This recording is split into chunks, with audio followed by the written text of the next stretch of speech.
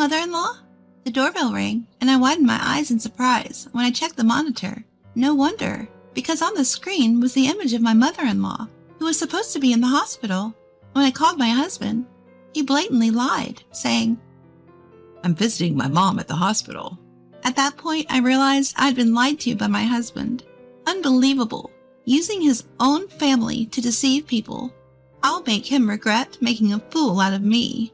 I teamed up with my mother-in-law and decided to move out. And so, my story to get revenge with my mother-in-law began. My name is Jessica, 29 years old. After graduating from college, I started working for a company and got married at 27. My husband's name is Bob. I met him, who is the same age as me, through my friend Olivia. I happened to encounter Bob when I was having lunch with Olivia. Since Olivia worked at the same company as Bob, she introduced him to me. From there, we exchanged our number, went out to dine together a couple of times, and started dating. After a year of dating, we happily tied the knot. Even after 2 years of marriage, we're still happily married. We're more like friends than lovers, so we say whatever we think, for better or worse, without holding back. As we were having dinner, he teased me a bit by saying, "Jessica, today's stew, isn't it a bit bland?" You think so? I also thought it was a bit bland too when I tasted it. Jess, you've been a housewife for 2 years now, but you're still bad at cooking, aren't you? Stop it. If you're gonna say things like that, then why don't you cook, Bob? Sorry. Thanks for cooking always, even though you have your job too. I appreciate it, okay? I guess I'll forgive you, but next time, take me to that fancy restaurant for dinner, okay? All right. You're always so upbeat about these things. It's a bit troublesome, you know. Even though we bicker like this, we never forget to show gratitude towards each other. That's how we roll. We do at times get into arguments, but I still loved Bob. Then one day, I received a text from Bob, who had been working overtime for consecutive days, saying, "I think I can come home early today." We hadn't been able to have dinner together for a while. Today seemed like a day we could spend time together. Just as I was about to finish cooking, my phone rang. Hello? The first thing my husband did was apologize in a regretful voice. "I'm sorry, Jess. I won't be able to come home after all today." What? But today, for the first time in a while, you said you would come home early. Well, I thought so too, but I am far from getting my work done. I see. I went through all the trouble to make dinner, but I guess it can't be helped. I'm really sorry. I'll make it up to you, I promise. Bob apologized over and over again. I can't blame him when he's this sorry. It can't be helped if it's because of work. I took the opportunity to ask him something that had been bothering me for a while. Hey, Bob, I feel like you've been working overtime a lot recently. Huh, is that so? I feel like it's always been this way since a long time ago. But you used to do it once a week, right? But lately it's practically every day. I can't help it, can I? It's not like I want this myself. My usually calm husband raised his voice in a rare display of anger. He seemed desperate. Something was definitely suspicious. For some reason, that was my intuition.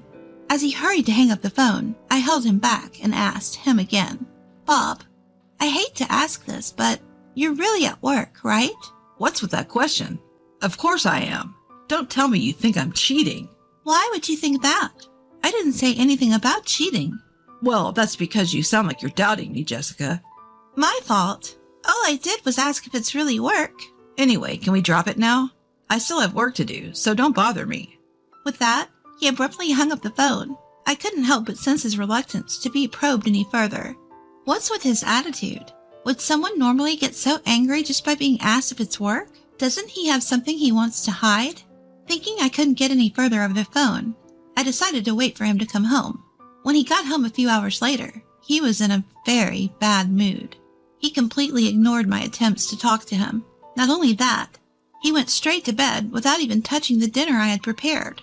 From that day on, our relationship worsened.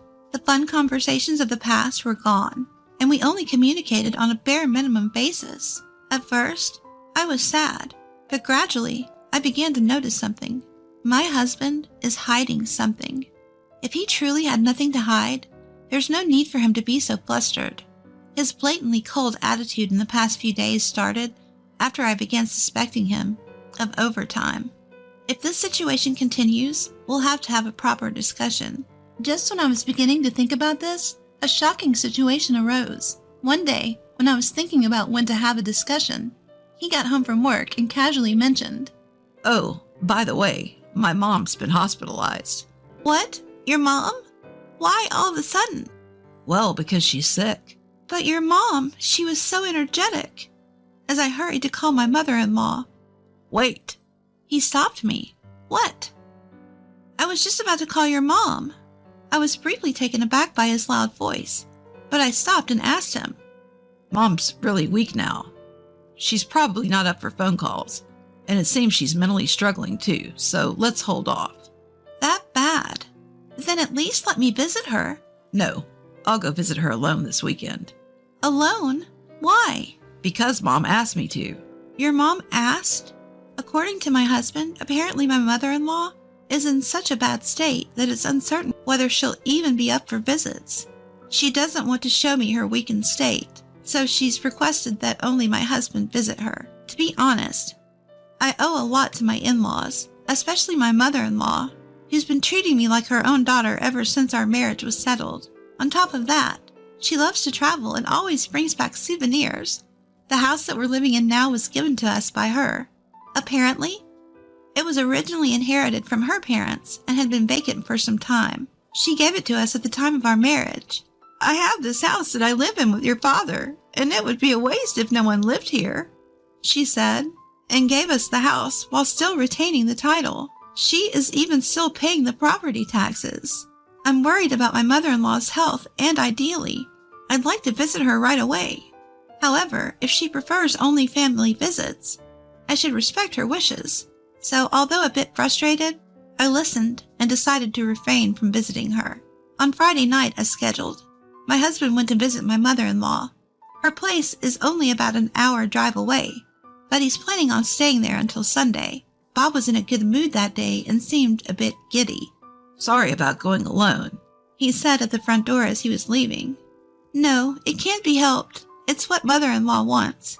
My mother's condition could take a turn for the worse at any time, so I'll be on standby at my parents' house until then. I think I'll be back on Sunday night. "I see. Her condition is that severe." Well, just don't call or text her, okay? I don't want her to get upset again. "I understand. I'll go visit her next time, when her body calms down." Okay, I got it. I'm leaving now. "Yes, take care. It's not that far away, and we could go directly to the hospital from here. I wonder why he needs to stay at his parents' house. But, thanks to that, I can take action." At this time, I sensed that my husband was hiding something, and I planned to investigate while he was away. I might find something if I look at his phone, but he always has his phone on him. So I decided to check his computer that we have at home. After confirming that he had left, I headed to the bedroom where his computer was. I had a good idea of his password, and I was able to get in easily. All right, I need to find something that can serve as a clue. As I was about to open a folder from the desktop, the doorbell rang and I stopped. Who is it? At a time like this, I'm in the middle of an important mission. Still, with my husband away, I have no choice but to respond. I widened my eyes in surprise when I saw the monitor, because the person supposed to be in the hospital, my mother-in-law, was standing there. Mother-in-law? Despite being puzzled by the sight of my energetic mother-in-law on the screen, I opened the front door. Then, mother-in-law said cheerfully, "Long time no see.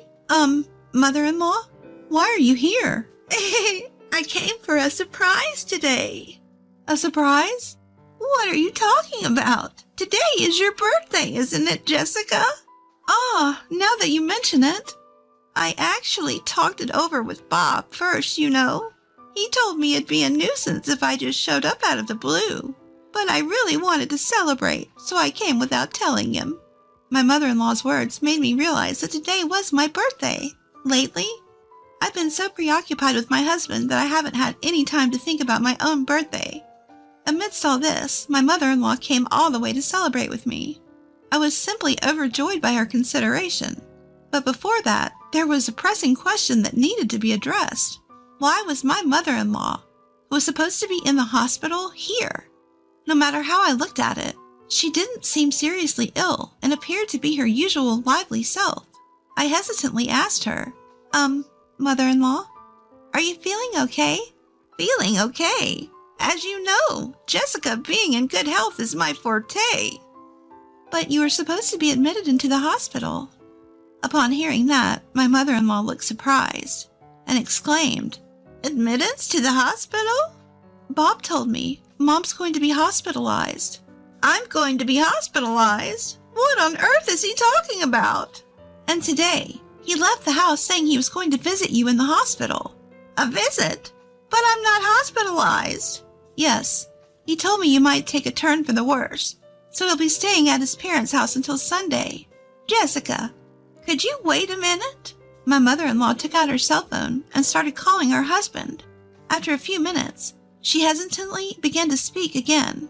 I just asked your father, and it seems Bob isn't coming after all, and no one in the family is hospitalized. So Bob was lying after all. After all? What do you mean? Oh, no, it's just... Jessica, you have to tell me. Under the intense gaze of my mother-in-law, I couldn't bear to hold it in any longer, and confessed everything to her. As we investigated his computer together, we found a photo of him and his mistress inside one of the folders. Perhaps fearing that he would be caught if they used iMessage, there were many records of texts with his mistress saved in his email folder. When his infidelity came to light, I was left speechless by the shock. My mother-in-law also seemed to be trembling slightly, perhaps out of anger. From their email exchanges, it was revealed that today was supposed to be a trip with his mistress. I felt no sadness anymore. I was filled with rage. I couldn't believe he would use his family as an alibi for his infidelity. My mother's hospitalized, gonna pay a visit. Cut the crap. I'll never forgive him for lying so casually for the sake of his affair. Determined to get revenge, I called my husband to confirm his infidelity. Hello? Hearing his calm response, I suppressed my anger and asked, Bob, where are you right now? Huh? I'm visiting Mom at the hospital. Didn't I tell you this morning? So, you're with mother-in-law right now? Like I said, yes. Sorry, but I'm in the hospital, so I have to hang up now. I was convinced my husband was cheating when he straight hung up on me. Now, what should I do? While I was worrying about this, my mother-in-law came up with a great idea. Hey, Jessica, how about moving out? Now that it's come to this. Moving out, you say? This house is under my name. Who lives here and what to do with my house? I have the sole right over this place, not Bob. Mother-in-law?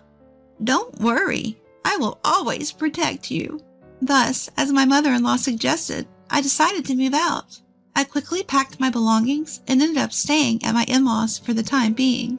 A few days later, I got a call from my husband, who must have just returned from his cheating trip. Hello? Then my husband started grilling me with an incredible intensity. Hey, Jessica, what's going on here? What do you mean? It's the house. Why are your things gone? Why? Because I moved out. You moved out? What kind of joke is this? It's not a joke. Do you know where I am right now? To my perplexed husband, I conveyed the fact. You know where I am. I'm at your parents' home. Ha! At my parents' home. Why?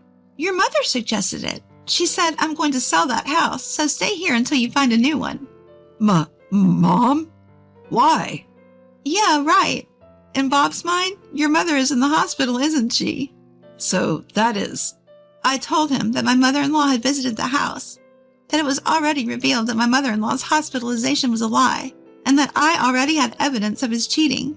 My husband, realizing that everything's been revealed, started to apologize spontaneously, as if he finally understood the situation he was in. I'm sorry. I didn't actually have a serious relationship. It was just a fling. Just a fling. Ha! A fling? Yes, that's right. The one I love is you, Jessica. I have no intention of getting a divorce, so please, I won't do it anymore, so forgive me. I'm disgusted with my husband, who easily lines up such convenience phrases. As if to vent all of my resentment, I spat out coldly. Forgive you? Don't be ridiculous. You even lied that your family was hospitalized and cheated on me. Whether it was serious or not doesn't matter. I'm pissed off that you used your mother to cheat on me. Jessica, I didn't mean to. Don't make excuses. The fact that you cheated is real. That won't change. I will never forgive you. I'm going to make you pay alimony. If you understand, never contact me again, you scumbag. After hanging up the phone, I set his contact to block caller. Afterward, my husband paid a visit to his parents' house, but my in-laws promptly showed him the door. He was disowned, cut off from his biological parents. After the divorce was finalized, he rented a low-cost apartment, and I hear he's having a tough time making ends meet. Meanwhile, I enlisted a lawyer to sue him and his mistress for emotional distress. With solid evidence at hand, I managed to get them to pay up. Turns out, his mistress was a newbie at their workplace. The whole office was abuzz with their story, leading the mistress to quit from sheer embarrassment. And my husband has been getting the cold shoulder from his co-workers, too. It's only a matter of time before he quits his job. He's flat broke after paying the emotional distress damages, and I wonder how he's going to survive in his already dire financial situation. I doubt there's a bright future waiting for him. Well, it's none of my business anymore. As for me, I recently managed to move into a new place. When I was leaving my in-laws' home, my mother-in-law said this to me. Jessica, dear, you're welcome to visit us anytime, okay? I truly appreciate everything you've done for me. It's all right, dear. You're my precious daughter after all. Mother-in-law, thank you. I may have parted ways with my husband, but my relationship with my mother-in-law is still good. I hope to gradually repay my mother-in-law for her kindness.